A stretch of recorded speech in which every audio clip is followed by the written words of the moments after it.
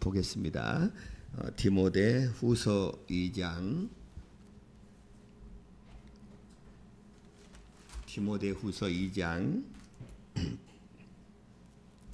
15절입니다.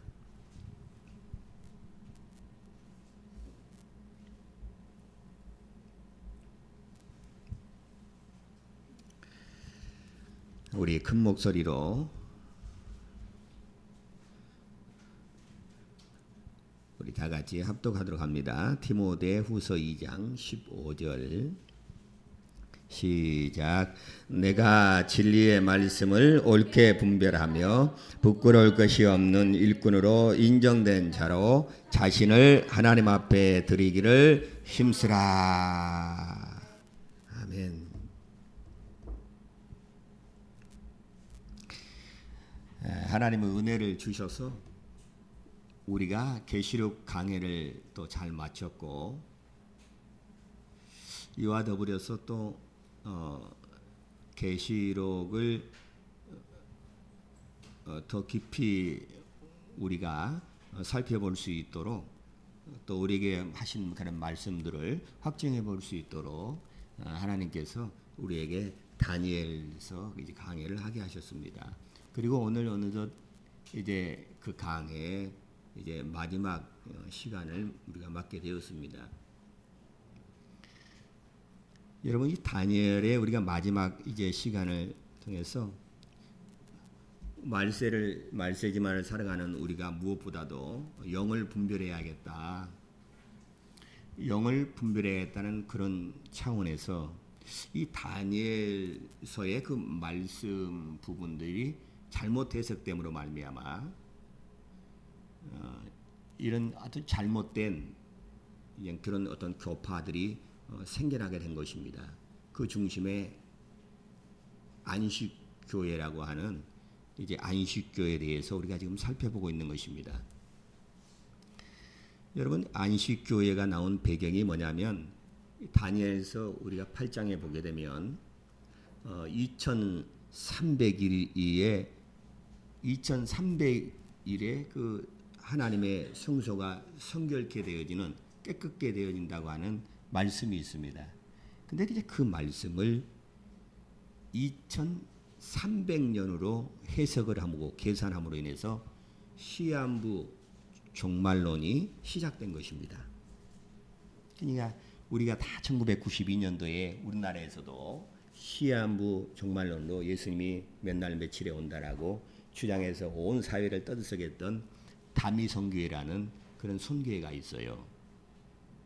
근데 그 선교회도 결국은 성경을 잘못 해석함으로 말미암아 파상된 그와 같은 하나의 종파입니다.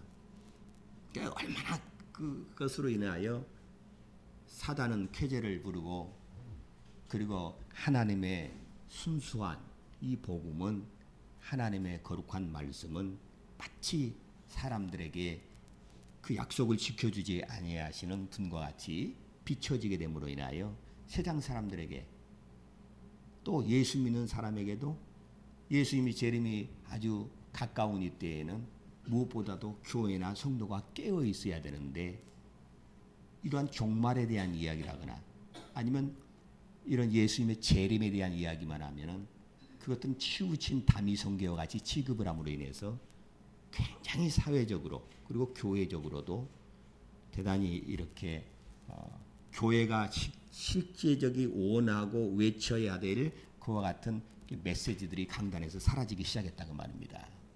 그냥 이것들을 누가 장난했겠어요? 마귀 한 것입니다. 그 배후에 마귀 한 거예요. 여러분이 재림에 대해서 지금 예수님이 재림이 가까웠다라는 시대적인 표적을 여러분 자신은 분간할 수 있어야 합니다. 예수님께서 말씀하신 것이에요. 내가 천기를 보고 내가 날이 좋겠다, 굳겠다라고 금방 분별할 줄 알면서 어찌하여 그리스도 예수 안에서 거룩함을 입은 성도들이 마지막 시대의 표적을 분별할 수 없더냐. 그러니까 마지막 이 시대라는 것은 예수님이 약속하신 대로 두 번째 나타나시는 공중에 예수님이 재림이 있을 때에 이 땅에서 그리스도의 피로 거룩함을 입은 신부들이 다 같이 공중으로 끌려 올라가게 됩니다. 이걸 휴거라고 이야기해요. 공중으로 들려간다라는 거예요. 그리고 공중에서 혼인 잔치가 있는 것입니다. 그리고 지상으로 내려오게 되는 거예요. 그러니까 이것은 우리가 천국과 다른 거예요. 천국 가기 전에 성경은 이미 천년 왕국이라는 것이 있어요. 이 땅에 하나님이 하늘의 왕국을 세우시는데 그 왕국은 메시아인 예수 그리스도께서 통치하시는 나라가 천년 동안 이루어진다. 그 이후에 새하늘과 새 땅이 이루어지면서 우리가 바라는 바 하늘로 우리는 가게 되는 것이다 그 말입니다. 성경은 벌써 이런 하나님이 하시는 모든 계획하신 일들, 그분이 이루어가시는 모든 그러한 일들을 성경에 하나님이 말씀해 주신 것입니다. 성경에 하나님의 말씀이 세상의 사람들이 하는 그런 유명하고 훌륭한 그런 사람들이 한 말과 무엇이 다릅니까? 하나님의 말씀은 거짓이 없는 아주 신실한 말씀이라는 것이 다른 거예요. 다시 말하면 하나님은 자기보다 큰 자가 없으므로 하나님이 말씀하실 때 나는 나를 두고 맹세하나니 이렇게 말씀합니다. 여러분 성경에 이런 말씀이 있죠. 누구든지 너희가 예루살렘 성으로도 맹세하지 말라 하늘도 맹세하지 말라. 하나님 맹세하지 말라 했어요. 왜 맹세라고 하는 것은 작은 자가 큰 자에게 하는 거예요. 생명을 가진 자 앞에 생명을 그처럼 필요한 자가 그 생명을 담보로 하여 그렇게 하여 그 사람이 맹세를 하는 거예요. 그러니까 맹세의 최후의 확정은 목숨을 잃을 수가 있는 것입니다. 그래서 함부로 맹세하지 말라는 거예요. 법정에 가서 3번 하죠. 그래서 법정에서 대법원까지 가서 판결이 나버리면 다시는 그걸 뒤엎을 수가 없는 거예요. 이건 최종 확정이 되는 거예요. 그래서 이 맹세는 최후일의 확정이니라 이렇게 했어요. 유언이 사람이 죽으면 그것이 발휘가 되는 것처럼 그러니까 맹세도 그렇게 중요한 거예요.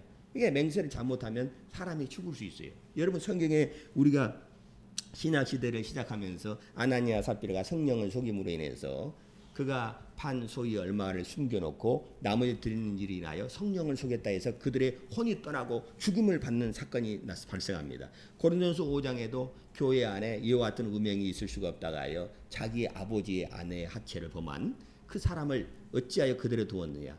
내가 영으로 판단하노니 바로 이런 자들은 사단에게 육체를 내어지고 그리고 주 예수의 날에 영을 구원받게 합니다. 왜? 육체가 있어도 덕이 안 되니까 본이 안 되니까 교회에 건 해침이 되니까 도리어 이런 자의 육체는 사단에게 내어준다. 다시 말해 사단에게 내어준다는 것은 사방 권세자에게 내어준다는 거예요. 그럼 무슨 말이겠어요? 하나님 저를 죽여주소서라고 했다라는 것입니다. 그러니까 그와 같은 일들이 있잖아요. 고린도전서 우리가 11장에도 보게 되면 많은 사람들이 예수님의 살과 피에 대하여 기념하는 이제 만찬을 행할 때 그들이 알지 못하고 먹고 마심으로 인하여 그들 중에 잠자는 자가 많고 더러는 바로 약한 자들 그 다음에 병든 자들 잠자는 자가 많았다라고 얘기했지 않습니까?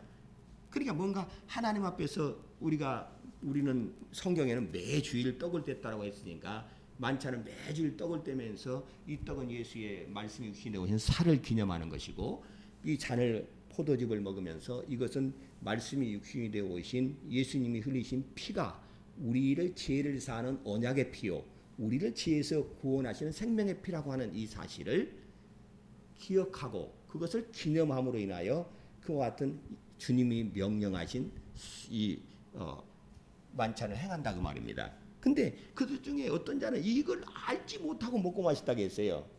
알지 못하고 먹고 마시니까 그들 중에 약한 자가 생기고 병든 자가 생기고 죽은 자까지 잠자는 자는 죽었다는 거예요. 죽는 자까지 생긴다라고 해서 하나님의 징계가 하나님을 믿는다고 하는 하나님을 말씀을 듣고 그 말씀대로 살아간다고 하는 교회 위에 임하였다고 하는 사실을 말하고 있는 것입니다. 히브리서 12장에도 하나님은 우리 아버지이시기 때문에 우리가 사생아나 고아가 아니기 때문에 그분은 우리를 징계하신다. 이렇게 또 말씀한다고 말이에요.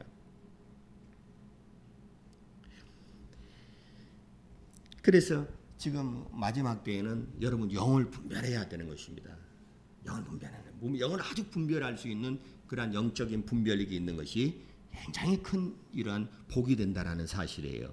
그래서 이 시한부 종말론이 이렇게 시한부 종말론을 주장하는 사람들이 그들이 주장하는 게 뭐예요? 맨날 며칠에 그다음에 어디에 장소에 임한다라고 주장하거든요. 그냥 그날과 그 시는 천사도 못 들고 아들도 모르고 아버지 권한에 두었다라고 성경은 그렇게 말하고 있는데도 하나님 아버지 권한에 있는 것까지도 침해해가지고 자기에게는 가르쳐줬다는 거예요. 왜? 자기 잘난 체하고 자기 똑똑한 체를 여기기 위해서 하나님 말씀을 초월해 가버린다 그 말입니다. 하나님 분명히 예수님 직접 말씀하셨어요. 이건 천사도 모르고 아들도 모른다라고 이야기하실 만큼 그건 아버지의 권한에 있으니 너희는 알 바가 아니다고 했는데도 불구하고 성경은 잘못 해석해가지고 며칠 날, 몇 년, 몇 월, 며칠 날 또 장소는 어디에 와야지만은 그래 너희들이 예수님이 재림할 때 휴거가 이루어지고 구원을 받는다라고 이렇게 잘못된 걸 가르친다고 말이에요. 분명히 휴거도 있고 예수님의 재림도 있는데 그것을 잘못 해석해서 받는다. 그래서 이 안식교는 다니엘서 8장을 한번 봐요. 우리가 지난 시간도 읽었지만 다니엘서 8장 어디에서 근거해서 생겼는가를 여러분이 알아야 한다고 말이에요. 다니엘서 한번 자 8장 예. 다니엘서 8장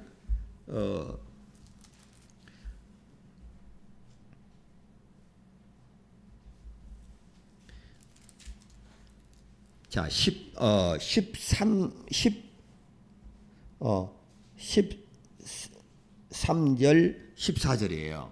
자, 우리 두 절 한번 읽읍시다. 자, 시작. 내가 들은즉 거룩한 자가 말하더니 다른 거룩한 자가 그 말한 자에게 묻되 이상에 나타난 바 매일 드리는 제사와 망하게 하는 제약에 대한 일과 성소와 백성에 내어준 바 되며 짓밟힐 일이 어느 때까지 이를꼬 하매 그가 내게 이르되 2300 주야까지니 그때에 성소가 정결하게 함을 입으리라 하였느니라. 이렇게 했어요. 그러니까 지금 안식교의 설립은 여기 14절을 근거를 두고 있는 것입니다. 성소가 짓밟히게 되는데 이방인들에서 짓밟히게 됩니다. 자, 그렇게 짓밟히게 되어지게 되는데 그 성소를 다시 회복하고 정결케 하는 일이 생긴다라는 거예요. 그게 어느 때까지냐 물어보니까 2300주야까지다. 그때 하나님의 성전이 성소가 정결함을 입으리라 이렇게 말씀했어요.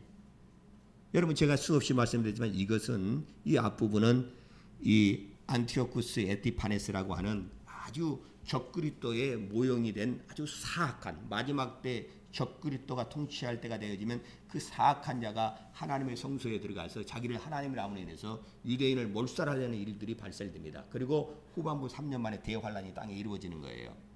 유대인의 3분의 1이 죽어요. 그런데 이것은 이 마지막 때에 적그리스도가 나타나서 하나님의 성전에 들어가서 바로 하나님께 희생드리는 모든 제물들을 금하게 하고 성전에 이런 가증한 우상을 두고 가증한 이와같은 일들을 행하는데 그하고 자기를 하나님이라 한다고 말이에요. 그래서 유대인들이 속았구나 하고 그때 그에 대하여 이제 도망하기 시작한다고 말입니다.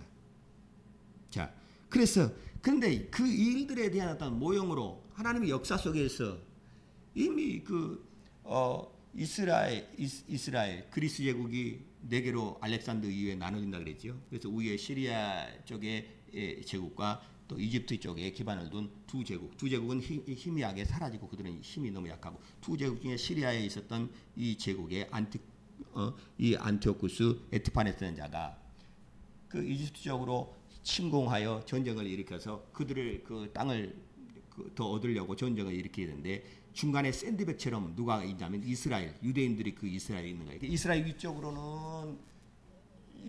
위쪽으로서 북왕국의 시리아 왕조가 세워져 있고 이스라엘 아래로는 이집트 왕조가 있어. 둘이 따지마 싸움에서 서로 영토를 확장하려니까 다 이스라엘을 거쳐야 되거든. 위에서 치고 올라가도 이스라엘을 거쳐 올라가야 되고 또 시리아에서 이집트를 점거하면 또 이스라엘 거쳐 내려가죠. 그러니까 이렇게 치고 올라가고 내려가고 하는 중에 이스라엘 백성도 유대인들이 성전에 들어가서 얼마나 유대인 그 성전에 들어가서 그들이 가증한 형상을 놓고 그것을 경배하게 하고 하나님께 희생제물을 드리지 못하게 하고 성전을 막 짓밟힌다고 말이에요. 짓밟힌다고 성경에 말하는 거죠. 그와 같은 실제적인 역사 속에 안티오코스 에피파네스에 의해서 이루어진 것입니다. 그래서 이건 주전 170년부터 시작해서 이스라엘 백성이 엄청나게 괴롭히는 일을 하되 주전 164년 12월 25일에 마카비는 제사장의 아들들인데 그 마카비가 나와서 그 성전을 탈환하게 됩니다. 그리고 그 성전을 정결케 하는 그와 같은 일들에 의해서 하나님께 성전을 봉헌한 깨끗하게 되어진 그 일들에 대하여 말씀하고 있는 이 대목이다 그 말이에요. 이것이 제가 그렇게 말씀을 드렸죠. 그런데 그것을 그렇게 생각하지 않고 이것을 어떻게 생각하냐면 이 2300일 2300주화까지 2300일 때 성전이 정결되고 깨끗하게 되어야 된다. 그러니까 에티파네스에 의해서 그렇게 성전이 더럽혀지고 굴욕을 당하고 그렇게 해파됐던 것을 다시 마카비에 의해서 그 형제들에 의해서 다시 되찾거든요. 이걸 되찾아서 성전이 정결되게 되는 것이 2300일 정도 된다라고 하는 그런 말씀인데 이것을 갖다가 마지막 때로 연결을 시켰어요.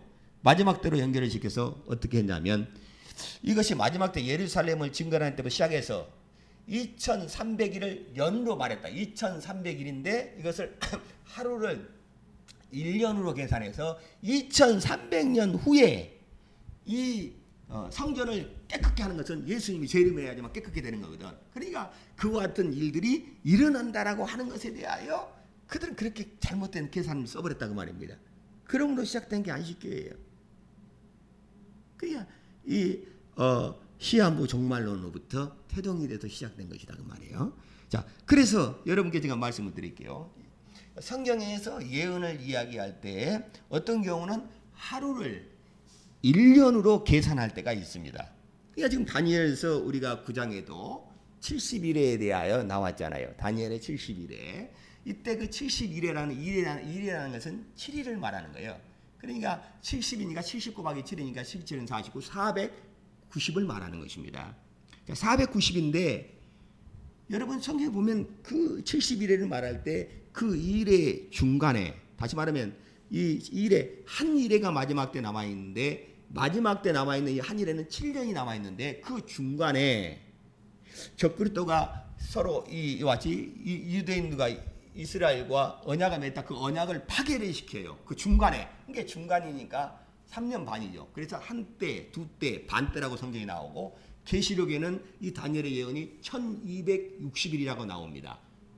이게 1260일을 달로 따지니까 42달이에요. 그러니까 하나님의 성전이 42달 지팔게 되는 거. 그 42달을 하루 1년으로 빼니까 1260일이 되는 것이고 그것을 한때, 두때, 반때로 이야기하니까 3년 반이 되고 이렇게 되는 것이다 그 말입니다. 그러니까 이 계시록과 이 다니엘의 이 말씀이 완전히 하고가 이렇게 맞는 거예요. 그렇게 해석이 돼요. 그런 의미에서 한 일의 중간에 그 계약 이 언약을 맺었던 것을 파괴하면서 이스라엘을 몰살시키려고 하는 그때 한때 두때 반때 동안에 그 죽음을 피해서 광야로 하나님이 독신하여서 이스라엘을 옮겨서 보호하시고 막 이런 부분이 나온다고 말입니다. 이때가 한때 두때 반때 3년 반을 말하는 거예요. 이것을 달로 따지면 42달 동안 예루살렘 성전이 짓밟히리라 42달이에요. 달로 따지면. 그걸 일로 따지면 1260일 동안 예언하리라 1260일 동안 그들이 그와 같은 일들이 있어진다라고 해서 일로 따지면 1260일이 되는 거예요.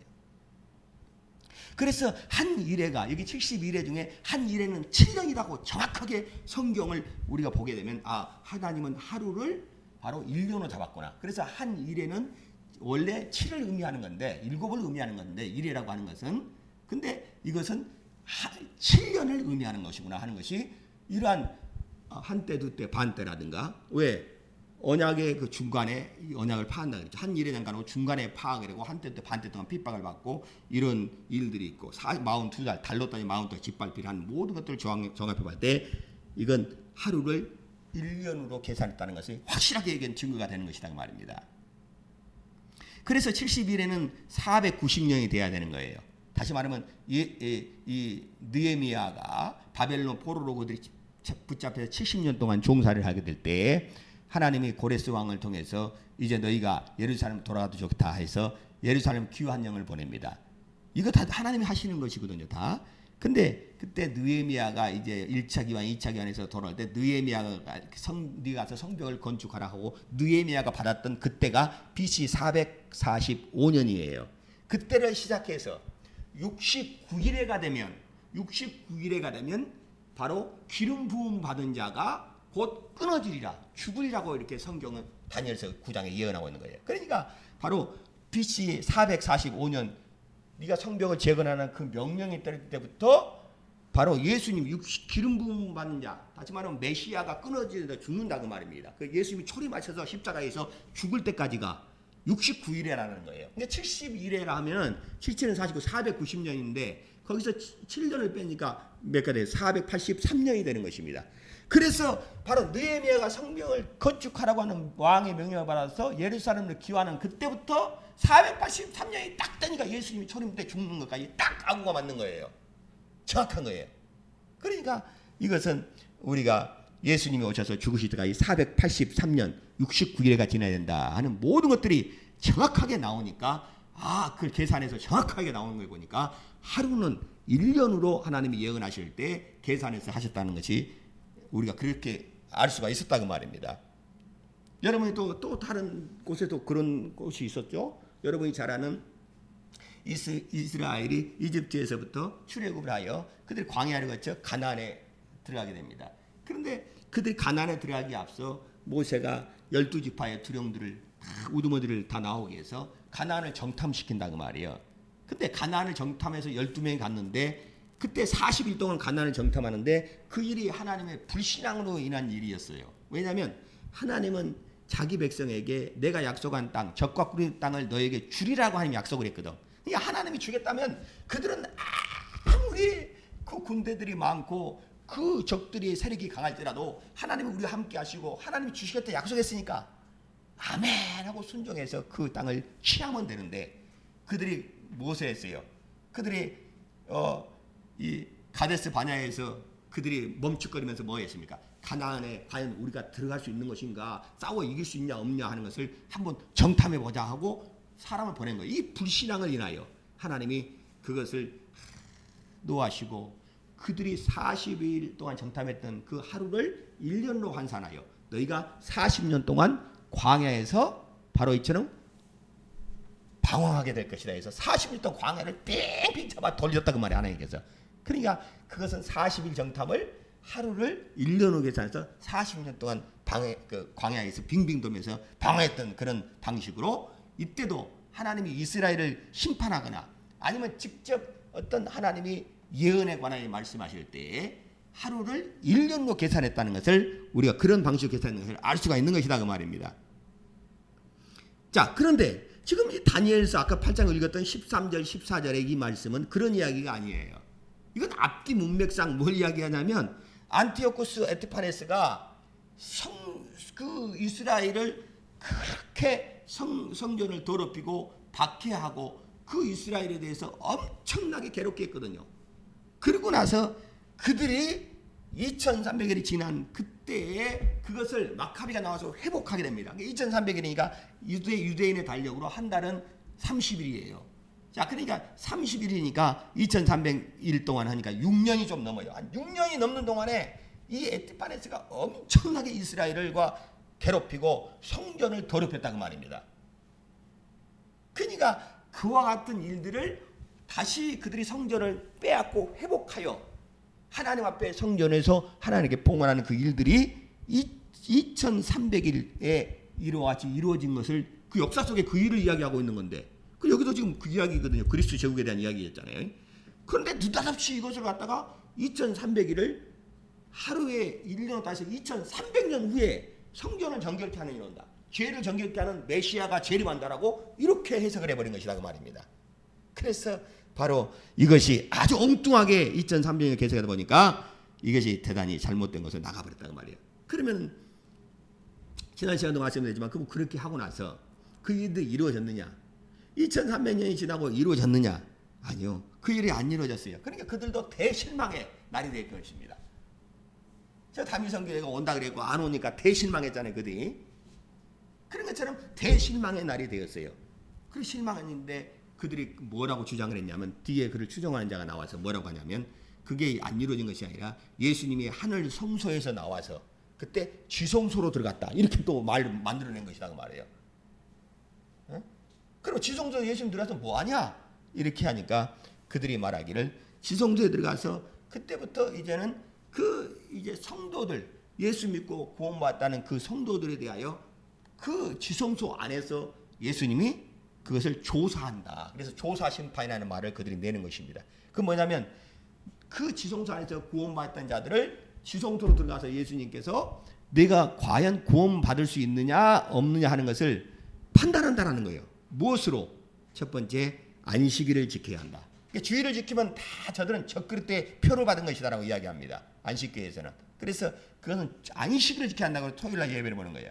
그 다음에 돼지 고기나 같은 하나님 먹지 말라고 한 그런 돼지고기를 절대 먹어서는 안 된다라는 거예요. 그것을 이야기합니다. 그것을 율법에 명한 대로 행해야 된다라고 이 세 가지를 그들은 이야기하면서 그것을 보고 그들이 그 행실이 있으면 이는 구원받은 자로 하나님이 이렇게 인정을 하고 그렇지 않으면 그는 구원받지 못한 자라고 이렇게 분별한 조사 심판이 있다라고 그들은 성경에도 없는 말씀을 만들어내었다고 말입니다. 그냥 물론 우리 이제 성도들이 영적 분별 차원에서 이야기한 거지만 여러분이 많은 이단들과 사이비들이 있지만 그것을 깊이 여러분이 연구하거나 알지는 못하잖아요. 그런데 놀랍게도 굉장히 많은 사람이 거기에 빨려 들어가 있는 거예요. 여러분 신천지만 보세요. 얼마나 많은 사람이 하는가. 그들이 성경에 없는 말을 한 것이 아니에요. 성경에 있는데 그 성경에 있는 말씀을 가지고 역사해요. 예수님이 오셨을 때 마귀도 이 하나님의 말씀을 인용하여 예수님을 시험한 것입니다. 그러니까 그랬는데 오늘날 예수를 믿고 예수님을 따르는 그 어떤 많은 교회와 예수 믿는 사람들을 마지막 때 그들의 영적인 생명을 아주 그들은 뺏어갈 수는 없어요. 그러나 더 이상 하나님의 복음이 증거되어지고 더 영혼들이 구원받고 하나님의 일들이 되어지는 것을 회방할 수는 있어요. 그러니까 그렇다 보니까 거짓 것을 계속 만들어내면 사람들도 참것과 거짓 것을 분별하지 못하잖아요. 계속 거짓 종교를 만들고 거짓 신앙, 거짓 믿음, 거짓 영, 거짓 복음, 거짓 예수 다 다른 것들, 다른 그래서 성경에 다른 영과 다른 복음과 내가 바로 다른 복음이 왔을 때 너희가 그걸 잘도 용납한다라고 갈라디아 사람을 책망했던 것처럼 마귀는 계속 이것들을 양산해내고 만들어내버려서 교회를 어지럽히려 하고 신실한 믿음을 가지는 예수님을 기다리며 정말 예수님이 재림하실 때 복스러운 휴거를 사모하고 있는 성도들에 대한 소망을 뺏어가려고 한다 그 말입니다. 그게 오늘 마지막 때 일어나는 일들이다 그 말이에요. 그래서 그들은 이처럼 예수님의 재림이 왜 2300년 후에 온다 했는데 왜 안 왔느냐라고 하니까 거짓말을 만들어내도 뭐라 만들어내 이제는 예수님이 하늘 성소에 나왔다가 하늘 지성소로 다시 들어갔다. 그럼 지성소에 들어가서 뭐하냐 하니까 조사 심판한다. 예수의 피로 구원받는 사람들이 합당하냐 안 하느냐. 그 합당한 조건이 뭐냐. 안식일을 지키냐 안 지키냐. 만약에 주일을 지킨다면 그들은 다 카톨릭에 의해서 더럽힌 자들로서 그들은 짐승의 표를 받는 것이다라고 그렇게 주장하면서 이처럼 많은 잘못된 것으로 그들이 주장을 하고 있는 것이다 그 말입니다. 오리에서 계속 오리를 만들어내는 거예요. 여러분 어떤 사람이 거짓말을 했는데 그 거짓말을 합리화시키고 그 거짓말을 변호하기 위해서는 또 다른 거짓말을 만들어내야 되거든요. 그건 복잡하게 되는 거예요. 이런 현상이 일어났다 그 말입니다. 자, 그래서 우리가 이 정도 알고 우리가 그래서 여러분 원래 1844년 10월 22일에 예수님이 온다고 했거든. 1844년 10월 20일에 예수님이 온다고 했는데 하늘 성소로 나와서 지상에 온 것이 아니라 하늘 지성소로 들어갔다. 성소와 지성소가 있잖아요. 우리가 성경에 보면 그런 것처럼 하늘 성소에 있다가 그분 하늘 지성소에 들어갔다. 이렇게 이제 그들은 말했어요. 이제. 그래서 하늘 성소에 뭐 하냐 하니까 하는 말이 또 조사 심판하고 있다. 이렇게 이야기한 것입니다. 자, 그렇게 해서 이건 잘못됐다. 왜 그때 주장했던 그날에 예수님이 오지 않았으니까요. 그러면 성경에서 예수님이 죽으시고 부활하신 다음에 어디에 들어가셨느냐? 성경은 어디로 어떻게 이야기하느냐 그 말이에요. 자, 우리 히브리서 9장을 한번 봅시다. 히브리서 9장 12절입니다.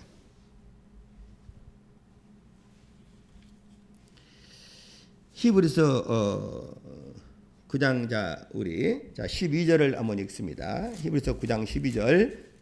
자, 우리 큰 목소리로 읽습니다. 9장 12절. 자, 시작. 염소와 송아지의 피로 아니하고 오직 자기 피로 영원한 속죄를 이루사 단번에 성소에 들어가셨느니라. 단번에 그는 성소에 들어가셨다는 거예요. 왜 그래요? 13절 14절 시작. 염소와 황소의 피와 및 암송아지의 죄로 부정한 자에게 뿌려 육체를 정결케 하여 거룩케 하거든 하물며 영원하신 성령으로 말미암아 흠없는 자기를 하나님께 드린 그리스도의 피가 어찌 너희 양심으로 죽은 행실에서 깨끗하게 하고 살아계신 하나님을 섬기게 못하겠느냐. 야, 예수님은 염소나 황소나 이런 짐승의 피로 하지 않고 자기 피로 십자가에서 영원한 속죄를 이루사 바로 그때 영원한 속죄를 이루셨다라고 이야기했단 말이에요. 이 올라가 가지고 예수님이 다시 조산심판하고 그렇게 해서 네가 안식일도 지켜야 되고 네가 돼지고기도 먹지 아니하고 네가 율법에 행한 대로 하면 너는 구원받은 자라고 그때 완전히 속죄가 이루어졌다라고 조사 심판에서 결정하는 것이 아니라 예수님 십자가에 피 흘려 돌아가시는 순간에 우리는 죄에 대해서 죽은 자가 되고 완전히 우리 죄의 문제가 해결이 되버린 것이라고 말입니다. 그래서 그분은 완전한 속죄, 단번에 영원한 속죄를 이루시고 하늘 성소 하늘에 들어가셨어요. 그러니까 이것은 마치 대제사장이 율법 아래서 1년에 1차씩 그가 지성소에 들어가서 시은 자의 그 피를 뿌리고 짐승의 피를 뿌리고 말미암아 백성의 죄를 사하는 일을 행했던 것처럼 예수님은 단번에 십자가에서 피를 흘리고 하늘 성소로 들어가 버린 것이다 그 말입니다. 그것은 우리의 영원한 속죄를 그분이 단번에 이루어 주신 것이다라고 성경이 이렇게 분명히 말하고 있다고 말이야. 근데 뭐 성소에 들어갔다가 말을 만들어내는 것입니다. 그분은 다시 나와가지고 지성소로 또 들어갔다. 성경 없는 말들을 만들어낸다고 말이야. 자 보세요. 자, 히브리서 6장을 봐요. 히브리서 6장 또 20절을 봅시다. 히브리서 6장 20절. 히브리서 6장 20절입니다. 자 20절 자 시작. 그리로 앞서 가신 예수께서 멜기세덱의 반차를 좇아 영원히 대제사장이 되어 우리를 위하여 들어가셨느니라. 자, 대제사장이 성소에 들어가요? 지성소에 들어가요? 지성소로 들어가는 거잖아요. 그렇죠? 그러니까 성소가 있으면 그건 하나님의 섬기는 땅에 섬기는 제사장이 들어가는 것이고 제사장의 대표인 대제사장은 지성소로 1년에 1차씩 들어가는데 그 대제사장은 우리의 대제사장 대신 예수 그리스도에 대한 모형이었다고 말해요. 구약 때에는. 그렇죠? 예, 구약 때는 대제사장은 짐승의 피를 가지고 가서 그 속죄하는 일들을 행했어요. 1년에 한 번씩 1차씩. 근데 예수님께서는 단번에 육체로 오셔서 자기 피를 흘리고 하늘 성소로 들어갔다 가잖아요. 어디로 들어갔겠어요? 지성소로 예수님이 바로 들어간 것이다 그 말입니다. 하늘 지성소로 들어간 것이다. 왜? 대제사장이 들어가는 것은 지성소니까. 그냥 그들의 주장이 얼마나 잘못된 것인가를 성경도 이렇게 증거하고 있다고 말입니다. 그래서 우리는 이렇게 우리 자신들이 이 하나님의 말씀을 잘못 그렇게 해석함으로 말미암아 이 안식교가 출범하는 계기가 되었다. 그래서 원래 최초의 윌리엄 밀러라고 하는 시한부 종말론을 가지고 예수님이 1843년에서 44년 1년 안에 온다라고 그렇게 했다가 그들에게 대실망이 이루어지고 안 왔다고 대실망하는 그들에게 아이고 왜 안 온 줄 아느냐 그분이 성소에 나와서 어디 들어갔다? 지성소에 들어갔다라고 또 이렇게 알까기해서 또 알까기를 한 것입니다. 그러니까 한 말을 만드니까 그 말을 또 합리화시켜야 되니까 자기 주장을 처리할 수 없으니까 또 다른 거짓말들을 만들어낼 수밖에 없었다고 말입니다. 그래서 날짜까지 또 수정해서 성소에 들어가서 이제 조사 심판한다 이렇게 이야기한다고. 그래서 조사 심판할 때 보는 그 가장 중요한 것이 뭐냐? 네가 안식일을 지키냐 안 지키냐. 그러니까 오늘날도 보면은 사람들이 댕기면서 너 안식일을 지키냐? 어디 성경에 주를 지키란 말이 있느냐? 안식일을 지켜야 한다. 그 안식일을 지켜야 한다는 게 뭐예요? 율법이잖아요. 율법. 이 안식일을 지킴으로 우리가 거룩함을 입다 한다면 너의 행위로 말미암아 네가 거룩함을 입는 거예요. 우리의 구원은 행위로 말미암지 않는 것이거든. 은혜로 말미암는 것이지. 그러니까 이렇게 해서 그들이 철저히 말하고 있는 것은 뭐겠어요? 믿음 플러스 행위를 주장하고 있는 것이다 그 말입니다. 근데 예수를 인정할지라도 믿음 플러스 행위를 주장하고 있기 때문에 그건 우리 완전히 이단이 되는 것입니다. 왜? 성경에서는 우리의 행위로는 구원을 받을 수 없다라고 하는 것을 말하는 거예요. 우리가 로마서를 보고 있지만 우리 행위가 0.001%라도 있어서 구원을 받는다면 그건 다른 복음이 돼버리고 마는 것이란 말이에요. 왜? 우리가 믿는 복음은 우리의 구원은 우리가 의롭지 못하고 우리 자신들이 일하지 못하고 경건하지 못하고 하나님 앞에서 완전한 죄인으로서 멸망할 수밖에 없을 때 하나님이 그 아들 독생자를 보내사 십자가에서 우리 죄의 문제를 해결해 주시고 부활하셔서 하늘로 가심으로 인해서 우리의 의로움이 되어 주셨다라고 하는 이 사실을 믿는 믿음 안에서 우리가 구원받는 거예요. 순전히 예수님의 은혜로 구원받는 것이다 그 말입니다. 그냥 이것에서부터 행위가 있어야 한다고. 모든 종교는 다 행위가 있어야 한다는 거예요. 왜? 신이 있으면 신이 심판할 때 시소가 있어서 여기에 선한 것과 악한 것을 다 한다는 것입니다. 그래서 네가 선을 많이 선한 행위라면 시소가 이렇게 당연히 이렇게 그쪽으로 이렇게 그 기울일 거 아니에요. 그러면은 네가 선을 많이 해서 악을 행해도 선을 많이 행해서 그 시소가 악을 덮고 나면 너는 구원이고, 그리고 너는 시소를 대봤는데 절대자가 재봤다니까 너는 선을 행함보다 악한 것이 더 많음으로 인해서 네가 악한 것이 훅 이렇게 들리워지면 너는 지옥이고, 이게 행위로 말미암아 그들이 구원을 받는, 그래 주장하는 게 다 종교거든요. 예수님 믿는 우리의 믿음은 전혀 아니다. 우리 기독교는 은혜로 구원받는다는 것이에요. 우리 기독교는 오직 믿음으로 구원받는다는 거예요. 오직 예수의 공로를 믿음으로 구원받는다는 거다. 근데 유사 기독교인들, 사비인들, 사이비, 이단들이 나와서 뭘 주장합니까? 다 행위예요. 그러니까 신천지가 말하는 게 요한계시록 잘못 해석했잖아요. 요한계시록에 14만 4천이라는 게 나오는데 그건 12지파. 12지파를 말할 때는 유대인들을 말하는 거예요. 히브리인들. 야곱의 아들들 12아들들이 12지파를 형성했는데 한 지파에 12,000명씩. 12지파니까 12,000명 곱하기 12는 14만 4천입니다. 14만 4천 입맞은 자들이 나와요. 근데 그것을 갖다가 특별하게 입맞았다고 생각하니까 그들은 자기 무리들이 14만 4천이 된다. 그러니까 지금 저 신천지만 그런 것이 아니라 저 여호와 증인들도 14만 4천 되려고 매일 뚜짝잡고 전도로 다니고 막 그들 행위가 있거든요. 그런 행위가 있어야지만 14만 4천에 들어가서 그들이 성령의 인을 받고 구원을 받는다고 하는 거예요. 근데 그건 시대도 분별하지 못했고 그건 자기들에 대한 이야기가 아니라 정통적인 아브라함의 혈통적인 후예된 히브리인들이 중에 12지파에 대한 이야기다 말이에요. 그러나 지금 보세요. 신천지가 광주는 베드로 지파, 어들은 뭐 유다 지파 이렇게 다 나눠놨죠. 자기들이. 왜? 자칭 유대인이래. 계시록에 유대인도 아닌데 자칭 유대인이라는 자가 나왔다고 해서 이들은 사단의 회다라고 성경이 말하고 있잖아요. 그것을 드러냈다는 거예요. 네가 유대인이야. 너는 자칭 유대인인데 유대인이 아니다라는 걸 드러냈다고 해서 주님이 칭찬하는 대목이 나오거든요. 근데 그렇게 자기를 인위적으로 해석을 한 거예요. 그러면은 여러분 생각해 보세요. 신앙에 열심히 있는데 말씀을 모르는 사람이 신앙에 열심히 있어. 그래서 구원을 받은 기쁨은 있기 때문에 어떤 주님을 사랑하고 싶고 또 다 주님께 헌신하고 싶은 사람들이 있거든. 이런 사람들은 어떻게든 주님을 기쁘시게 하고 뭔가 주님 앞에 막 역사를 보려고 하니까 이런 부분들에 대해서 진리를 모르면 분별할 수 없으니까 이 사람이 말씀을 가지고 이렇게 보세요. 말씀에 이런 대목 있지 않습니까? 이것은 이렇게 의미하고 이것은 이렇게 의미합니다. 하면서 그 말씀을 영해하거나 잘못된 것을 가르칠지라도 성경을 모르니까 저 사람 당연히 성경 말씀을 펴서 이렇게 가르치니까 그 말이 맞구나 하고 쑥 집어들어가는 거예요. 그러니까 신천지에 가장 많이 들어가는 사람들이 장로교인들이요. 기독교인들이요. 개신교 사람들이란 말이에요. 여호와 증인 사람들이 안 믿는 사람 전도한 줄 아십니까? 예수님 믿는 교회 다닌다고 교회가 있는 집만 골라서 다니는 것입니다. 왜? 그들은 성경을 가지고 풀거든. 그래야 성경을 가지고 푸는데 이 성경은 아주 그냥 성경을 자기 마음대로 인위적으로 풀어놨고 해석을 해놨어. 그러면 이걸 성령에 감동받은 사람은 이 말씀 한 구절이 아니라 통전적으로.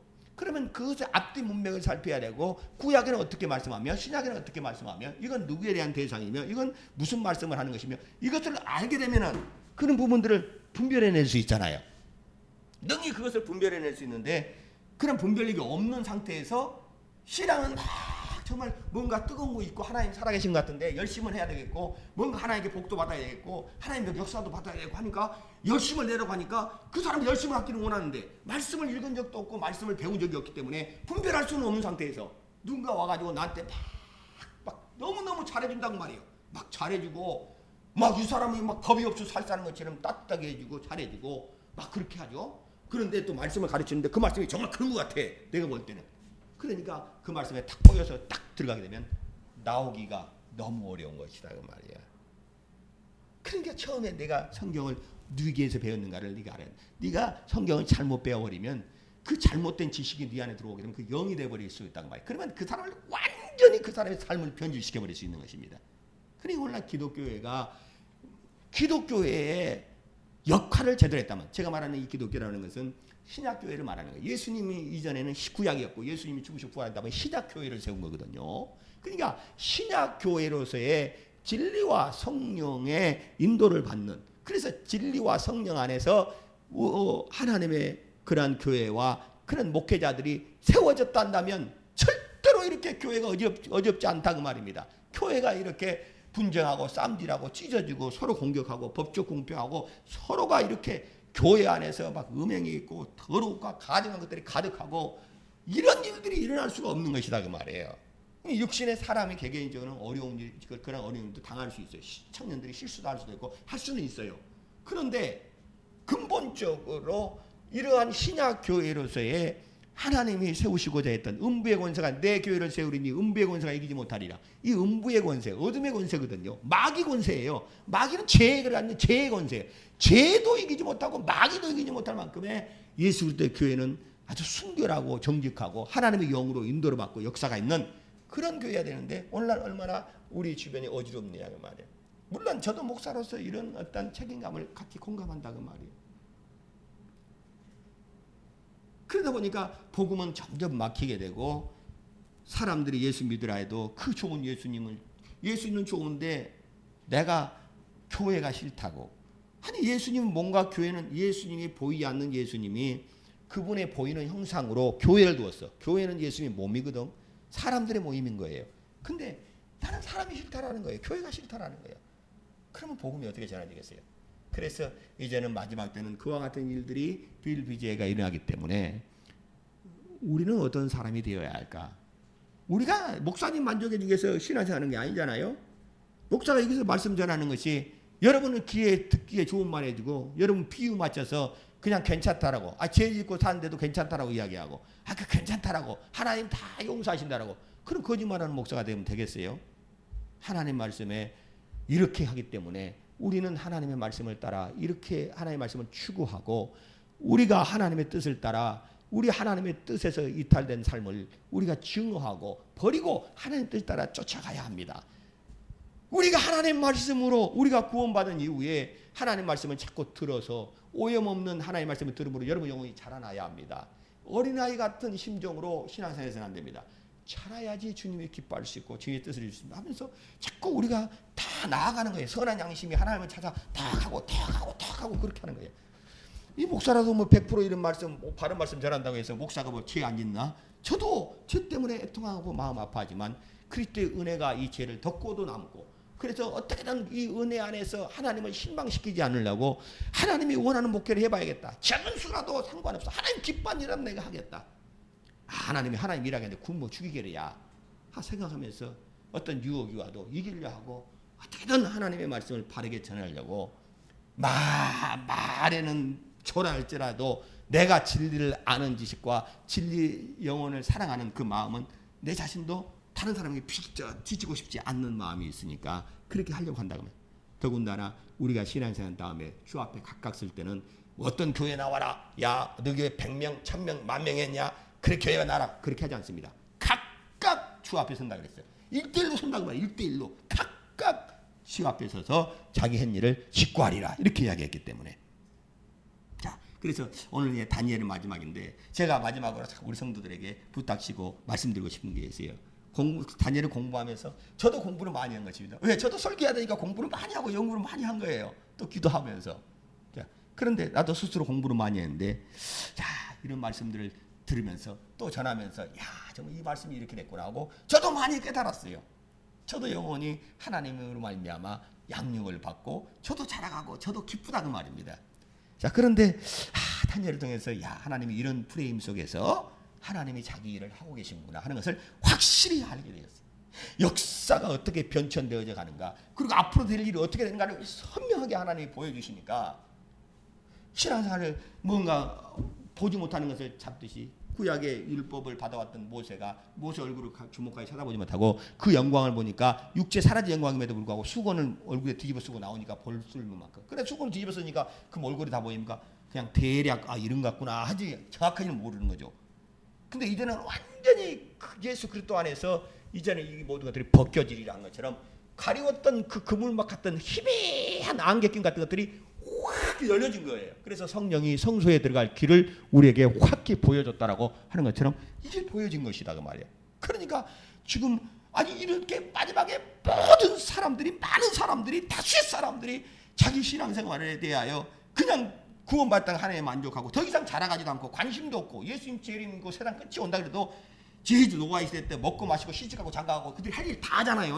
근데 망하는지도 모르고 망해버린다고 말입니다. 근데 예수 믿는 사람들이 깨어 있어야 할 건데 예수 믿는 사람은 도적같이 오겠어요? 예수 안 믿는 사람들은 도적같이 임합니다. 그 심판의 날이. 근데 예수 믿는 사람은 예수님 공중에 그 임하시면은 그 천사의 나팔 소리와 함께 우리는 호연히 호명하는 이름을 듣고 들려 올라간다고 말이에요.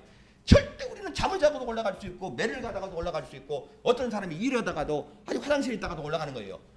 그렇게 우리는 예수 믿을 때 깨어있는 사람은 주님의 부르심을 반드시 받게 되어 있어요. 반드시. 근데 오늘날 이처럼 하나님이 하시는 그 일들을 보면 실제적으로 와야 되는데 부활을 말하면서도 부활에 대한 소망하고 있지 않고 부활도 똑같은 부활이 아니에요. 믿는 사람과 믿지 않는 사람 부활은 전혀 달라요. 시기도 다르고 그 모습이 다릅니다. 성경은 그걸 말하고 있어요. 또 우리가 구원받은 이후에 하늘에 갔을 때 우리가 주님 앞에 받을 영원한 상과 멸류관이 달라요. 하늘은 똑같이 뭐 그러자고 공산주의를 만들어요. 어떤 사람은 하늘이 똑같다라는 거예요. 그 사람은 공산주의자 이론이에요. 공산주의가 뭡니까? 같이 위에서 분배하다는 거예요. 똑같이 니도 나랑 똑같다라는 거예요. 이게 얼마나 악한 건지 아시죠? 하나님은 도리어 하늘에 가면은 너희가 행한 대로 갚아주리라. 일한 대로 갚아준다는 거예요. 많이 한 사람은 많이 갚고 적게 한 사람은 적게 갚고. 그러면서 뭐라고 했습니까? 하늘에는 하늘의 해와 같은 영광이에요. 어떤 사람은 달과 같은 영광이에요. 어떤 사람은 별과 같은 영광이에요. 또 별들이 얼마나 많습니까? 별의 영광들이 다 다르다고 하나님 분명히 말씀하고 있는데 불구하고 예수 믿으면 다 똑같이 천국 가면 똑같이 천국 가는 건 똑같아. 근데 가서 영원한 지위와 영광의 부분은 완전히 다른 거예요. 저도 이제 딱 50이 됐는데 50이 되니까 50살 때 저와 같이 출생한 사람들이 많이 있을 거 아니에요. 근데 그들이 누리고 있는 이 사회적인 지위와 그들이 영광과 그들의 행복의 지수는 다 달라요. 그렇죠? 어떤 사람은 대통령이 될 수도 있고 어떤 사람은 저 밑에 아주 그냥 아주 힘들게 그렇게 이제 또 살 수도 있고 다 그들의 행복의 지수는 달라요. 그들의 삶의 능력이 다른 거예요. 예수 믿으면 어떻게 똑같습니까? 목사라고 해서 굉장히 대접받고 절대 그러지 않습니다. 목사는 목사의 직분을 갖고 있을 뿐이에요. 근데 그 직분에 대해서 그가 충성되지 아니하고 하나님 원하시는 바른 목회를 하지 않았다면 목사가 집사보다 훨씬 못한 거예요. 성경에서 네가 많이 선생이 되지 말라는 말이 뭐예요? 목사는 성경은 많이 그래도 알거든. 근데 아는 것만큼 그렇게 행하지 못하니까 네가 심판이 더 있다라는 거예요. 사도 바울이 그래서 그걸 말하고 있는 거예요.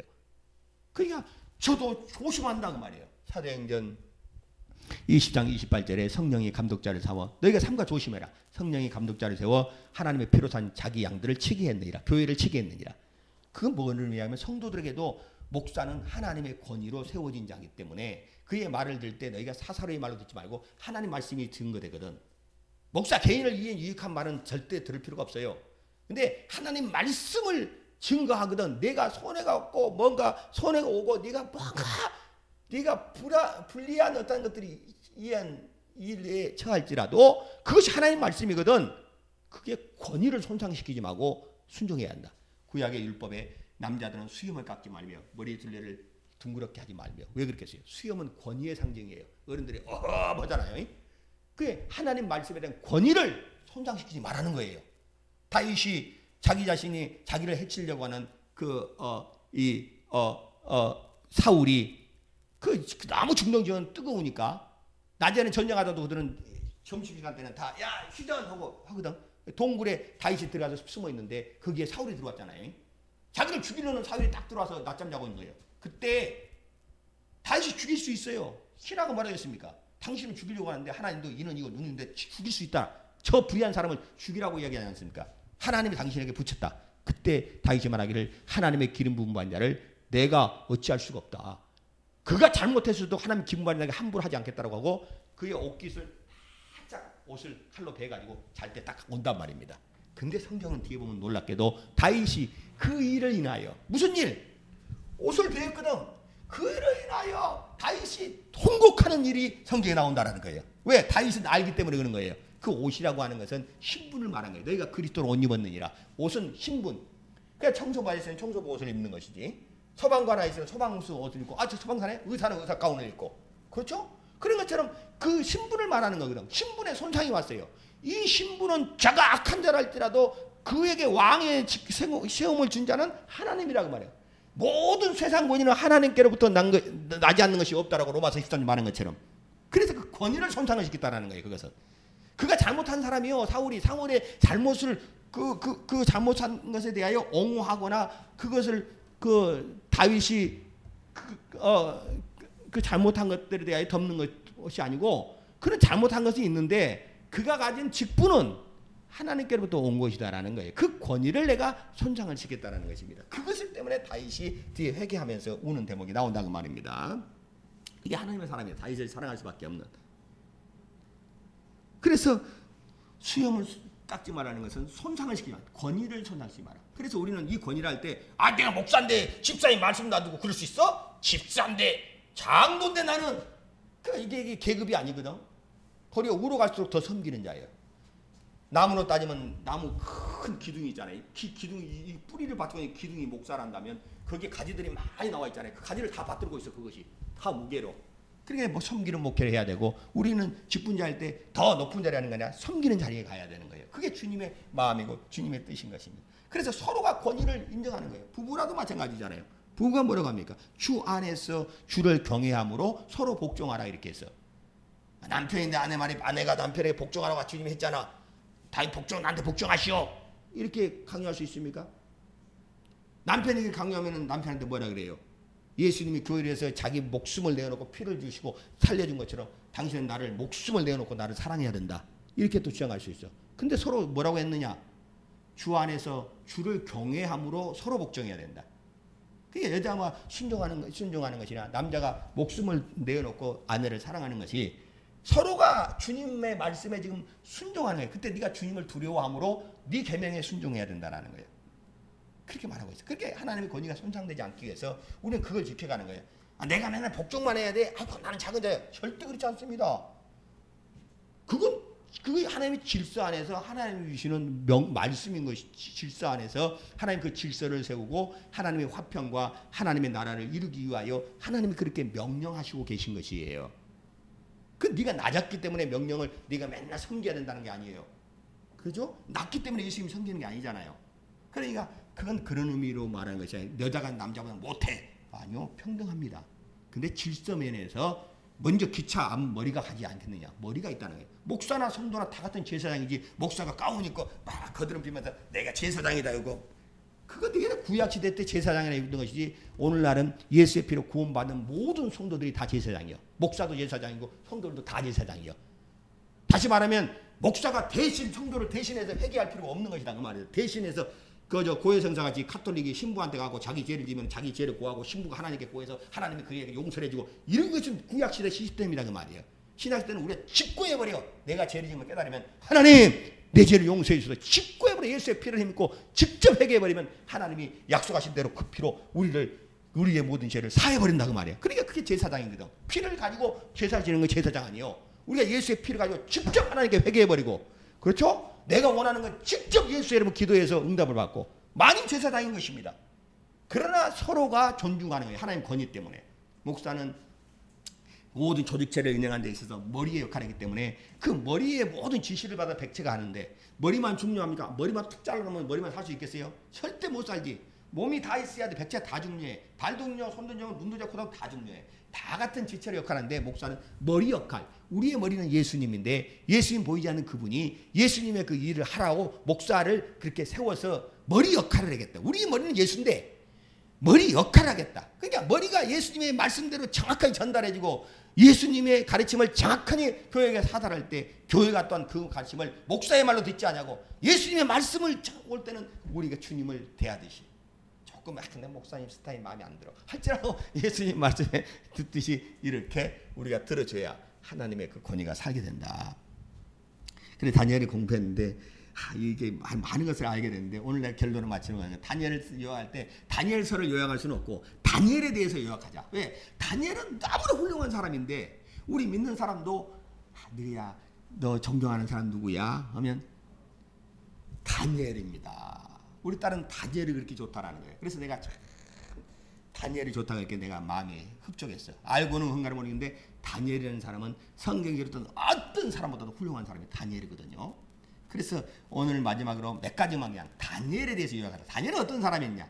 그러면 우리는 이 이 어떤 지금 많은 사람이 다니엘이나 그 계시록은 예언의 말씀들이잖아요. 그러다 보니까 이것이 이 다니엘서를 다 말한다면 지식으로 끝날 수 있습니다. 근데 성경이 뭐라 했냐면 지식이 많으면 교만해질 수 있어. 왜? 너는 알고 저 사람 모르거든. 그러면 그 지식 갖고 막 교만하게 떨 수가 있다고 말이에요. 우리는 그것을 조심해야 돼. 지식은 사람을 교만하게 해. 이 목사도 마찬가지예요. 지식이 있으면 교만해질 수 있거든요. 그래서 오늘은 예언 다 빼버리고 하나님이 사랑하는 다니엘인데 크게 사랑하는 자라가 있어. 성경에서는 다니엘을 하나님이 크게 사랑한다라는 거예요. 큰 사랑을 받은 다니엘아 이렇게 말한단 말이에요. 그래 어떻게 했길래 다니엘이 그 큰 사랑을 받는가? 그는 어떤 사람인가? 다니엘에 대해서 좀 살펴보고 마감을 하려고 한다고 말입니다. 다니엘을 한마디로 요약하면 우리가 다니엘서 1장 8절인데 여러분이 삶을 살면서 어려움을 당하거든요. 그때 이 말씀을 참고해 보십시오. 여러분이 철저히 이것은 여러분을 유익하게 할 것입니다. 한번 봐봐요. 우리가 다니엘서 1장 8절 봐봐요. 다니엘에서 생각할 때는 이 말씀을 반드시 들 수 있어. 다니엘 한마디로 다니엘에 대한 이야기를 하라면 다니엘서 자 1장 자 우리 8절 한번 읽어봅시다. 8절 자 시작. 다니엘은 뜻을 정하여 왕의 진미와 그의 마시는 포도주로 자기를 더럽히지 아니하리라 하고 자기를 더럽히지 않게 하기를 환관장에게 구하니. 여러분 우리가 인생의 어려움을 살면서 어려움을 당할 때 이 말씀을 꼭 기억했으면 좋겠습니다. 다니엘이 뜻을 정하였다고 말이야. 자 뜻을 정한 다니엘 시작. 다시 말하면 마음으로 작정했다는 거예요. 뭘 작정했느냐? 아무리 왕의 진미라 할지라도 그 마시는 포도주라 할지라도 자기를 더럽히지 아니하겠다. 왜 왕의 진미와 포도주가 자기를 더럽히는 것이었느냐? 그때 바벨론 문화에서는 왕이 먹기 전에 왕이 섬기는 신 앞에 그것을 제사음식으로 드리고 나서 왕이 먹었거든. 그것을. 그러니까 다른 신에게 드린 이 제물에 대해서 먹지 않겠다는 거예요. 그래서 왕의 진미와 포도주를 먹지 않겠다고 마음을 잡혔어요. 왜요? 나는 하나님의 사람인데 지금 그가 포로로 잡혀가서 무시무시한 왕이 바벨론의 왕이 그 앞에 섰는데도 그 앞에서도 그 마음에 어떻게 작정을 했느냐? 내가 하나님 앞에 거룩함을 절대로 내가 잃지 않겠다. 나는 하나님 앞에서 이 무서운 왕이 있을지라도 나는 우리 하나님을 두려워하고 하나님이 원하는 하나님이 거룩한 자로 나는 하나님이 기뻐하는 거룩한 자로 살겠다라고 마음에 결심을 했다라는 거예요. 이게 중요한 것입니다. 이게 핵심이에요. 여러분이 삶 속에 어려움을 당할 수 있어요. 근데 여러분 그때마다 어떤 마음을 가져야 되냐? 이 말씀이에요.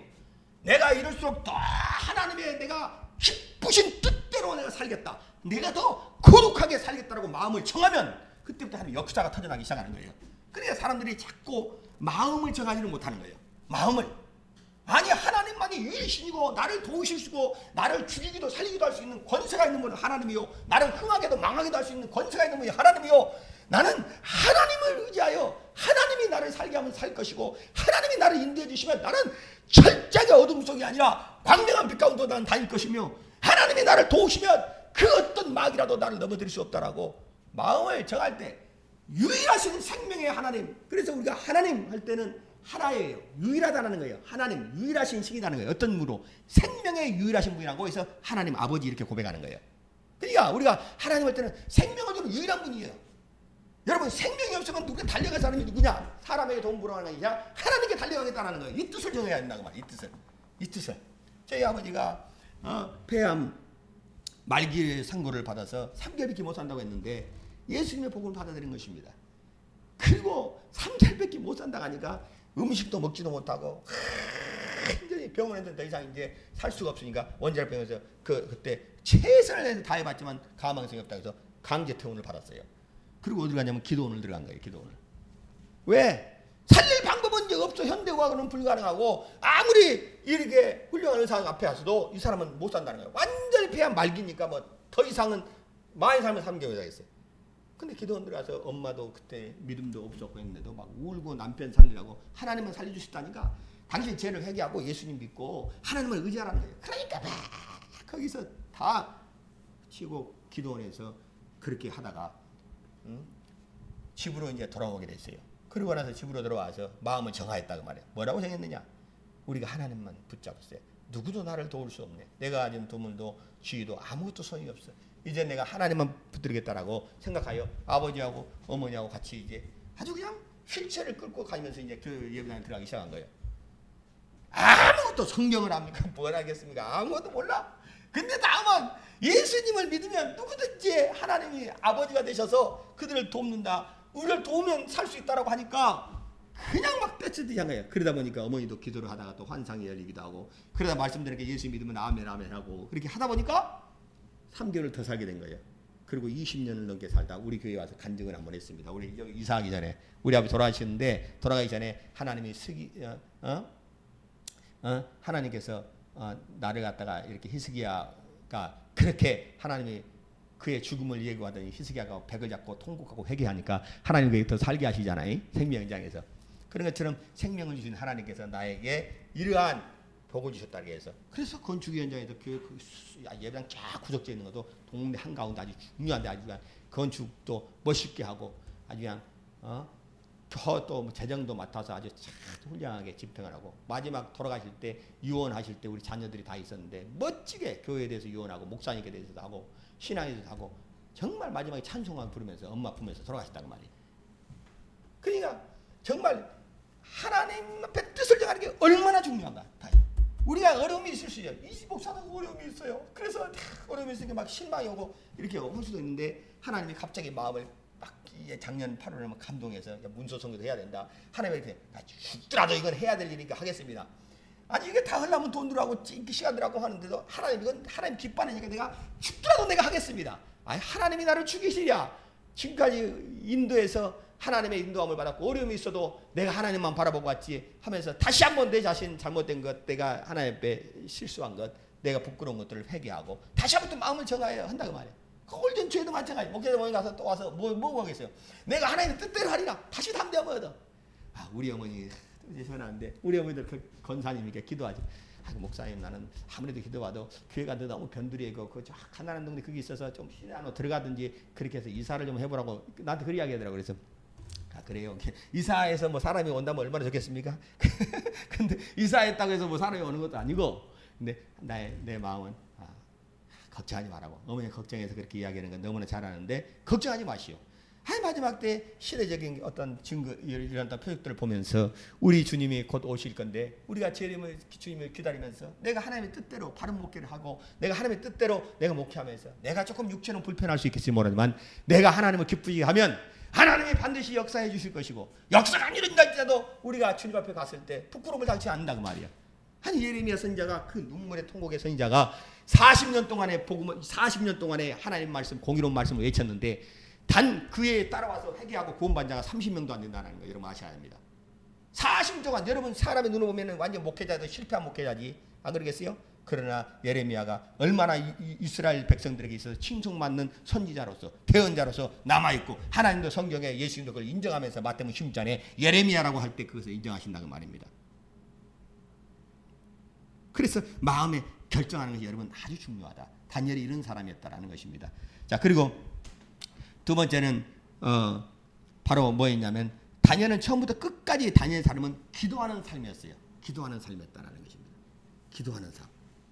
그러니까 여러분이 어려움이 있을 때마다 기도해야 됩니다. 다니엘이 그가 봐도 사자굴에 들어갈 때도 그렇지, 그 다음에 그 하나님 그 느부갓네살이 그 꿈을 갖다 해석하려고 할 때도 그렇지, 그가 정말 하나님 앞에 엎드려서 막 기도하는 대목이 나온다는 말입니다. 기도. 여러분 우리는 어려움이 있을 때마다 기도하는 삶을 사시길 주 여러분 축원합니다. 그리고 다니엘은 특징은 또 뭐냐면, 인류를 역사하고 주관하시는 분은 하나님이라고 하는 확실한 이 믿음을 다니엘이 가진 거예요. 인류의 역사, 그러니까 왕을 세우든지 나라를 세우든지 나라를 패하든지 왕을 패하든지 하는 모든 역사에 주관하시는 분은 하나님이시다라고 다니엘은 확고한 믿음을 가졌다고 말입니다. 이 믿음이 그리스도인들에 대한 믿음이어야 돼요. 우리가 국가를 위해서도 기도하지만 왜 그 국가 위에는 다스리는 영들이 있어요. 지배하는 통치하는 영들이 있기 때문에 하나님의 영이 역사하시도록 우리가 기도할 부분이 있습니다. 그러나 역사의 모든 주관자는 하나님이라는 사실을 절대 우리가 믿으면서 말입니다.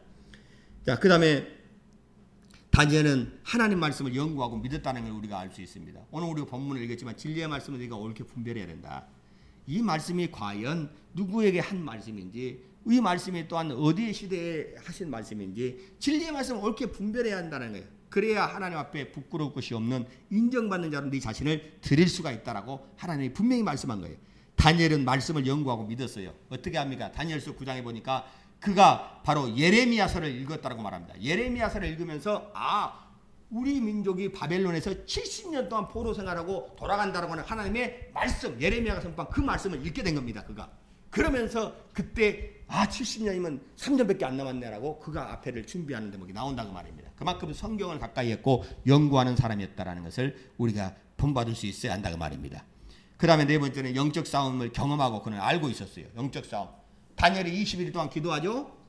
하나님의 예언한 것을 구체적으로 깨달아서 자기 자손들에게 이걸 기록해야겠다. 그래서 하나님이 이스라엘과 예루살렘을 향한 정한 시기를 기록해 놓음으로 인해서 준비케 해야 되겠다라고 다니엘이 좋은 마음을 갖고 하나님께 기도하기 시작했습니다. 근데 하나님이 첫날에 응답을 했는데 그가 그 가브리엘이 하나님의 응답을 가지고 내려오는 중에 바사국군 마귀와 그 사자들이 타락한 천사들이 가운데서 전쟁이 났잖아요. 못 가도록 가로막았죠. 다니엘이 밑에서 계속 기도하니까 미가엘 천사장이 와서 그들을 물리쳐 주므로 내가 너에게 응답을 갖고 이제 왔다 할 때가 20일이 된 거예요. 그래서 다니엘은 뭘 알았느냐? 신자가 하나님의 뜻대로 살려고 하면 믿지 않는 자와 또한 이런 관계 속에서 이러한 막 서로의 다툼이 있고 분쟁이 있다고 말입니다. 근데 그걸 뭘로 받느냐? 영적인 전쟁이 그 위에서 있다고 하는 사실을 다니엘이 경험하고 안 것이다 그 말입니다. 그냥 여러분이 신앙생활을 하려고 할 때 하나님을 기쁘시게 하는 어떤 일을 하려고 할 때 방해자들이 꼭 나타나게 되는 거예요. 그리고 이런 환경이나 사람을 통해서 이런 분쟁이 있을 때 여러분이 뭘 알아야 되냐? 이것은 나를 도우는 천사와 믿지 않는 이 마귀와 속한 그 사단과의 하늘에서 영적 전쟁이 일어난다고 하는 사실. 이것을 깨달아야 한다라는 거예요. 그 다니엘은 그것을 알았기 때문에 그가 기도를 계속 하게 된 거예요. 근데 다니엘이 기도를 쉬지 아니하고 만약 기도하다가 할 수 없어 포기해버렸다 한다면 다니엘이 역사를 보지 못했을 거예요. 근데 하나님은 첫날 응답을 했는데 21일 동안 지연이 됐지만 다니엘은 계속 기도했는데 뭘 깨달았냐? 위에서 하늘에서 영적 전쟁이 일어났다고 하는 사실을 성경에 기록하고 다니엘은 알고 있었다고 말입니다. 여러분 이것을 알고 신앙생활을 이루어야 한다는 것을 말하고 있는 것이라고 말입니다. 그 다음에 우리가 또 알아야 할 것은 다니엘은 환상이나 꿈을 해석을 했잖아요. 근데 절대 자기를 자랑하지 않았어요. 모든 영광은 하나님께 돌렸다는 거. 이것이 굉장히 중요해요. 오늘날 예언한다는 사람이 내가 꿈을 꿨는데 말이야. 내가 너한테 막 이렇게 한다고 자기 자신을 자꾸 자랑하고 자기를 자꾸 드럼피문에 해서 하나님이 기뻐하지 않냐. 왜 하나님이 뭘 기뻐하지 않느냐. 하나님의 영광을 다른 자에게 주지 않는다. 나는 나의 찬송을 나의 영광을 다른 사람에게 빼앗기지 아니한다. 하나님 이렇게 기록하고 있어요. 그러니까 하나님의 영광을 받으셔야 해요. 우리의 신앙의 목적이 하나님의 영광을 돌리는 건데 그가 하나님께 많은 예언을 받았다고 해서 그가 막 내가 자기를 과시하고 높인 것이 아니라 하나님이 이걸 알겠다고 하는 하나님께서 영광을 돌리게 되는 자기는 쓰임받은 도구일 뿐이다 하는 그와 같은 겸손한 마음으로 자기를 낮추고 하나님께 영광을 돌린 자가 다니엘이었습니다. 여러분 삶 속에 하나님의 도우심이 있었던 위기에서 건지심이 있었던 역사하심이 있을 때 여러분이 내 힘으로 됐다. 내가 믿음이 좋아서 그랬다. 하지 아니하고 하나님이 나에게 은혜를 주셔서 나를 건지시고 이 어려움 속에서 나를 살게 하셨다라고 하나님을 높여드리면 어떻게 될까요? 여러분의 영혼이 윤택하게 되어지는 것입니다. 여러분 하나님 높이는 자가 되시길 주님은 축원합니다. 그 다음에 우리는 다니엘을 보면서 뭐래요? 다니엘은 아주 부지런한 자기 일을 했다라는. 우리 전사님들 생각할 때마다 항상 뭐 일한다고 저번도 일하시고 막 그렇게 일을 하셔. 성실한 거죠. 성실한 자가 왕의 얼굴을 뵐 거다라고 성경이 말하고 있는 것처럼 여러분 다니엘은 굉장히 성실히 부지런히 자기 일을 했던 사람이에요. 그가 사자굴에 들어가기 전에 그 다니엘의 주변에 있는 사람들이 다니엘을 책 잡으려고 고소할 거리 찾는데 고소할 거리가 단 하나도 없는 거야. 다니엘이 흠이 하나도 없는 사람이요. 그래서 뭘 고소하느냐? 다니엘이 하나님을 향하여 절하고 있는 하나님을 향한 신앙을 가지고 믿음을 가지고 그들은 고소할 수밖에 없을 정도로 다니엘이 육신에 있어서 일에 있어서는 철저하게 그는 성실하게 자기 일을 이루어나가는 자이기 때문에 책 잡을 것이 없었다. 사람들의 비난받을 것이 없을 만큼의 다니엘은 굉장히 성실한 사람이고 그가 세상 왕국의 그가 그와 같은 지위를 가지고 통치자의 일을 할 때 그가 철저하게 흠이 없는 완벽하게 일을 해내는 사람이었다는 것입니다. 이런 성실함이 예수 믿는 사람 속에는 있어야 한다는 거예요. 그 다음 우리 다니엘을 보게 되면 다니엘은 왕이나 자기 위에 하나님이 쓰시는 권세자들에게 항상 존중이 여기고 은혜롭게 되어 있다는 것을 우리가 알 수 있습니다. 자기 자신이 하나님의 권세자리, 자기는 하나님의 사람이잖아요. 근데도 항상 자기 자신을 겸손하게 하면서 사람을 대할 때 하나님의 권위, 하나님이 세운 권위. 이 권위라는 것은 육체가 어린 자들은 연세 있는 자들이 더 권위가 있는 것이 아니겠습니까? 집에 있으면 자녀들보다는 부모가 권위가 되어 있는 것이고, 그렇죠? 그래서 뭔가 이런 어떤 영적인 어떤 권위든 육체적인 권위든 권위의 앞에서는 존중이 여겼다라는 거예요. 오늘날 젊은 아이들이 아무것도 모르고 모든 권세가 하나님께 왔다는데도 대통령 이름 한자를 막 함부로 부르면서 막 그 사람이 어쨌고 막 험담합니다. 자기가 영적으로 얼마나 손해야 되는지 몰라. 왜? 로마서 14장 1절에 모든 권세는 하나님께로 오지 않으면 없다고 했어요. 하나님께 온 권세는 그가 그 사람은 싫어. 대통령이 싫어. 저렇게 하는 인격적으로나 뭐는 싫은데 직책은 하나님이 주신 거라니까.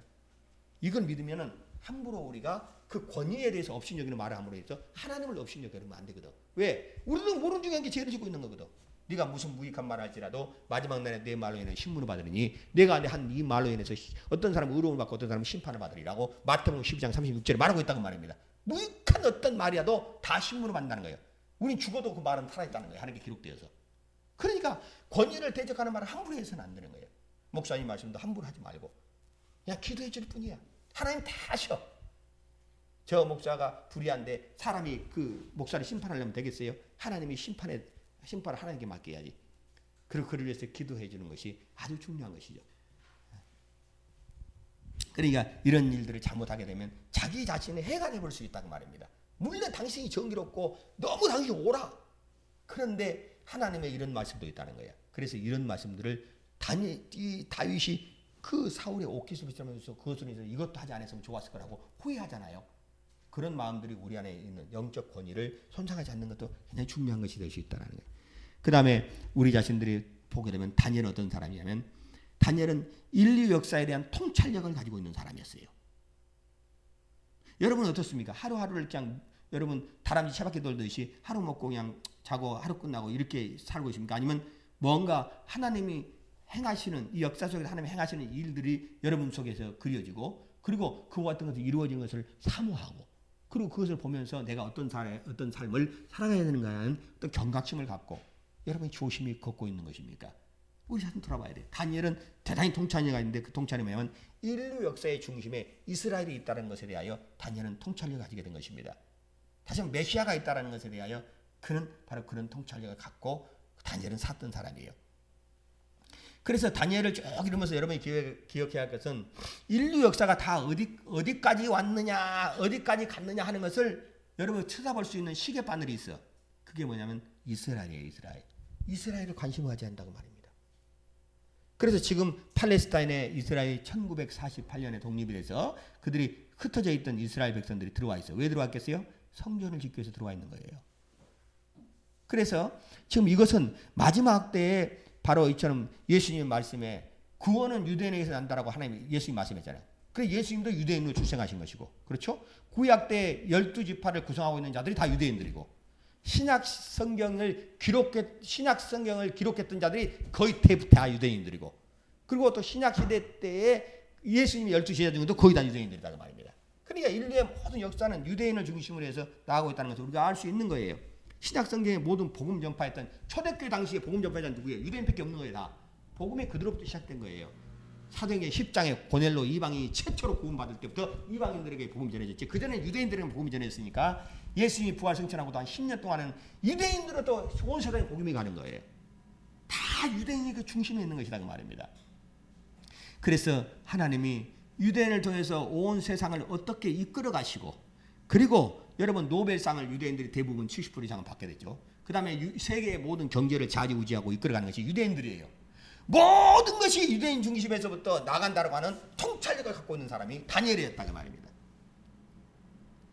그래서 다니엘은 처음부터 끝까지 세상 왕국과 그 가운데서 하나님 유대인을 통해서 메시아를 내게 되고 그 다음에 하나님의 역사를 이끌고 가면서 마지막에 하나님이 천년왕국에 곧 하늘의 하나님이 이 땅에 메시아 예수 그리스도로 말미암아 이 땅에 천년왕국이 세워진다고 하는 이 사실까지 완전히 그가 빼면서 이렇게 성경을 기록하고 통찰력 있게 세상 역사를 볼 줄 아는 눈을 가지고 있었다고 말입니다. 여러분도 이제 하나님 말씀을 통해서 이런 영적인 분별력과 통찰력을 가지고 있는 그리스도인이 되어야 우리가 이 세상에 휩쓸려 가지 아니하고 우리 자신들의 믿음을 지키면서 우리 하나님 기뻐하시는 남은 삶을 이어갈 수가 있게 된다고 말입니다.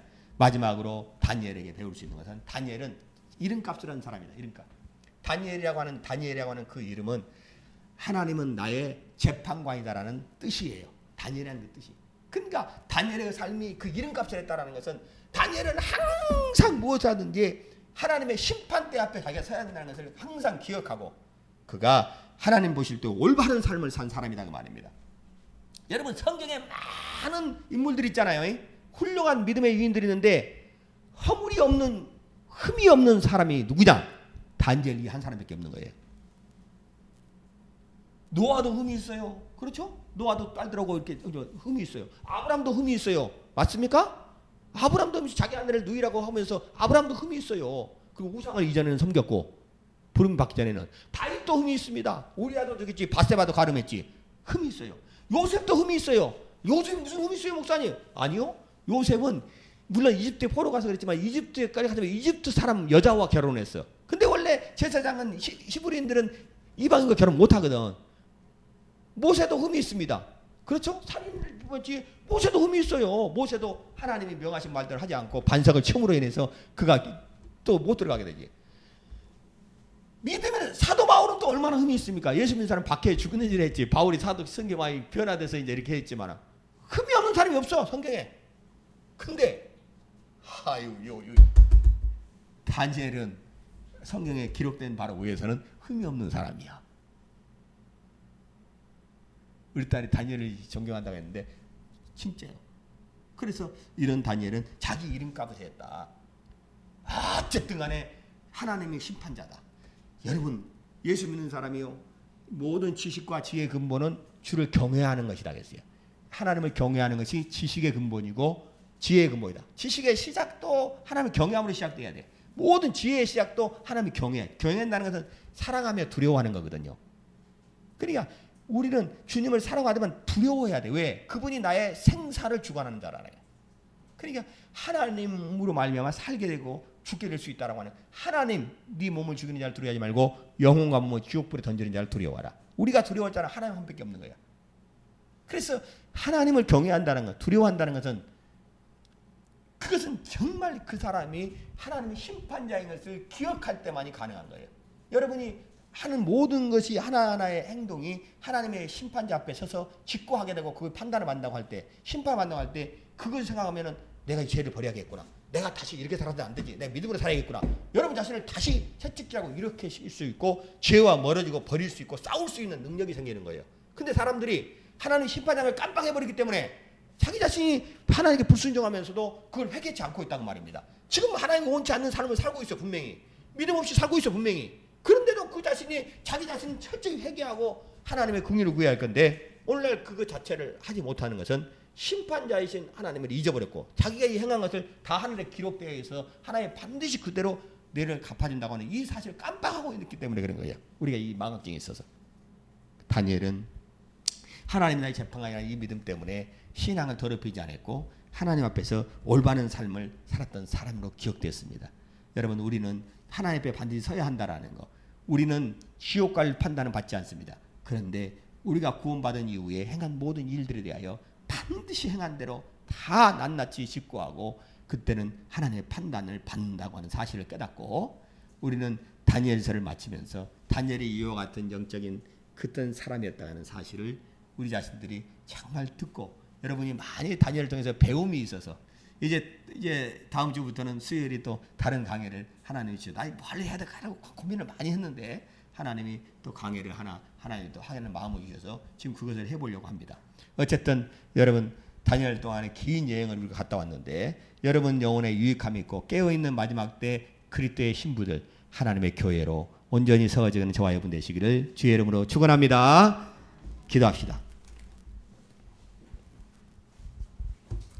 하나님 감사합니다. 하나님의 말씀을 통해서 우리의 영적인 부요를 주심을 감사합니다. 우리가 듣는 것들을 아버지 하나님 우리가 기억은 잃어갈지라도 우리의 신비에 하나님 말씀 듣고 깨닫게 하여 주셔서 우리의 신비에 기록된 말씀을 따라 순종함으로 마지막 때에 지혜롭고 슬기로운 자녀로 우리가 하나님께 인정되게 하시고 진리를 분별함으로 말미암아 우리가 진리의 일꾼으로 쓰임받게 하여 주옵소서. 우리 다 같이 합심하여 기도합시다.